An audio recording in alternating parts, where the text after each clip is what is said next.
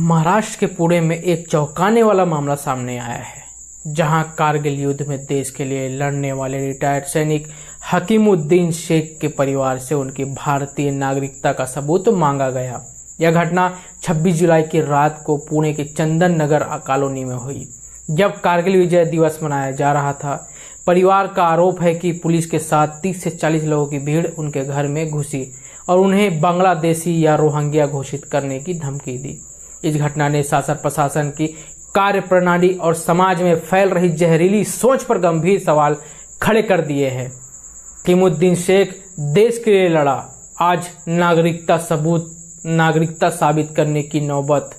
58 वर्षीय हकीमुद्दीन शेख ने 1984 से 2000 तक भारतीय सेना की 269 इंजीनियरिंग रेजिमेंट में 16 साल तक सेवा दी। कारगिल युद्ध में उन्होंने देश के लिए अपनी जान जोखिम में डाली। उनका परिवार मूल रूप से उत्तर प्रदेश के प्रतापगढ़ का रहने वाला है, जो 1960 में पुणे शिफ्ट हो गया था। 2000 में रिटायरमेंट के बाद हकीमुद्दीन 2013 में प्रतापगढ़ लौट गए, लेकिन उनका परिवार पुणे में ही रहता है। हकीमुद्दीन ने कहा, मैंने इस देश के लिए कारगिल में युद्ध लड़ा, मेरा पूरा परिवार इस देश से ताल्लुक रखता है। हमें यह साबित करने के लिए क्यों कहा जा रहा है? परिवार का कहना है कि पुलिस और भीड़ ने बिना किसी ठोस आधार के उनके घर पर धावा बोला और नागरिकता के कागजात मांगे।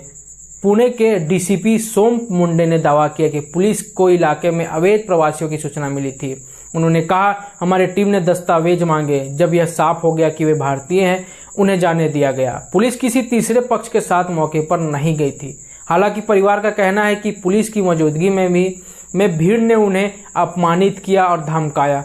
शासन प्रशासन पर सवाल खड़े होते हैं, ये कैसा देश बना रहे हैं? इस घटना ने शासन प्रशासन की कार्यशैली पर गंभीर सवाल उठाए हैं। एक सैनिक जिसने देश की रक्षा के लिए अपनी जान दांव पर लगाई, उसके परिवार को इस तरह अपमानित करना न केवल शर्मनाक है, बल्कि समाज में फैल रही जहरीली सोच का भी प्रतीक है। यह घटना उस मानसिकता को दर्शाती है जहां धर्म और नाम के आधार पर लोगों को संदिग्ध माना जा रहा है।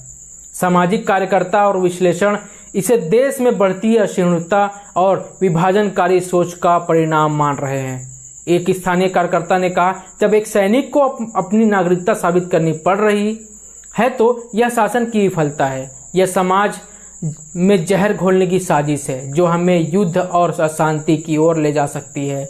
यहाँ पर इस घटना को लेकर भारी आक्रोश देखा जा रहा है।